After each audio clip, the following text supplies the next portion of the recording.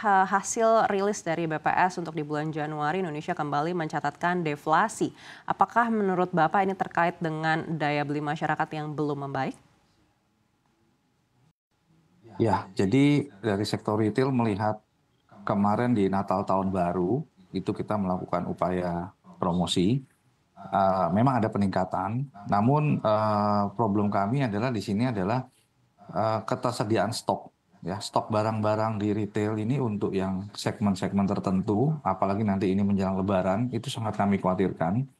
Karena ada banyak barang-barang import, terutama yang branded, itu mengalami kesulitan untuk masuk memenuhi tenggat waktu penyiapan di toko-toko kami. Nah, jadi mengenai daya beli sebenarnya pada saat event-event besar seperti Natal, Tahun Baru, Lebaran, itu biasanya momentum dari sektor retail untuk meningkatkan penjualan dan daya belinya itu sangat kuat karena ada THR dan ada juga mungkin bonus ya akhir tahun kemarin ataupun THR Lebaran.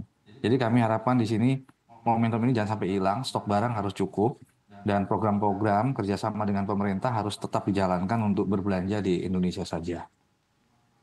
Baik, tapi kita tahu juga di bulan Januari ini ada sejumlah kebijakan baru, salah satunya juga kenaikan PPN untuk barang mewah. Apakah menurut Bapak ini juga mempengaruhi kondisi perekonomian dan juga daya beli masyarakat? Nah, kebetulan PPN-nya itu kan memang segmen barangnya tertentu ya, yang memang barang mewah. Untuk barang umumnya kan tidak jadi ya, artinya tidak dinaikkan.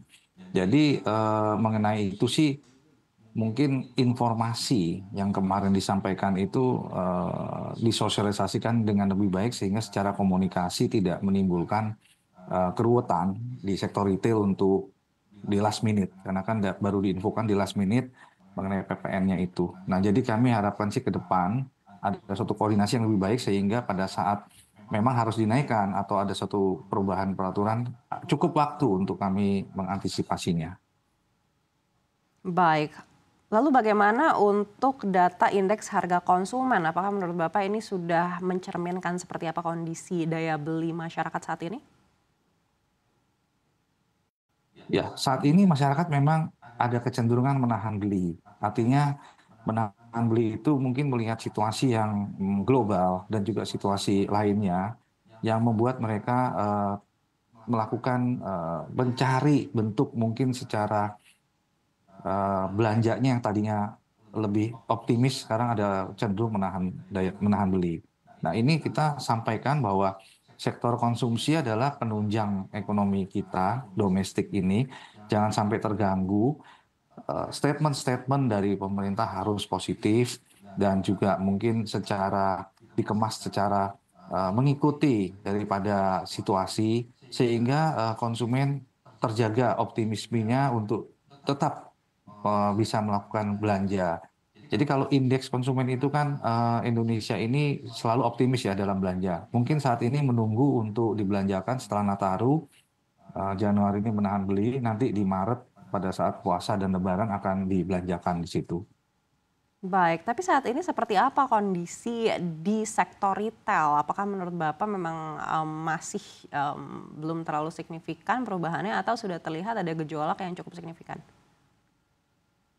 Ya, kami sektor retail offline ini sangat tergantung daripada traffic. Kami offline, jadi harus datang ke pusat belanja, berpergian, ya. Jadi turis luar negeri masuk ke Indonesia, turis dalam negeri bepergian, bandara harus jalan. Jadi kami terpengaruh dengan, misalkan kemarin sempat kami juga eh, merasa ada terkendala dengan adanya statement pengurangan bepergian daripada pemerintah atau untuk sektor MICE. Ini juga akan mengurangi hotel, restoran, termasuk sektor retail dan mall.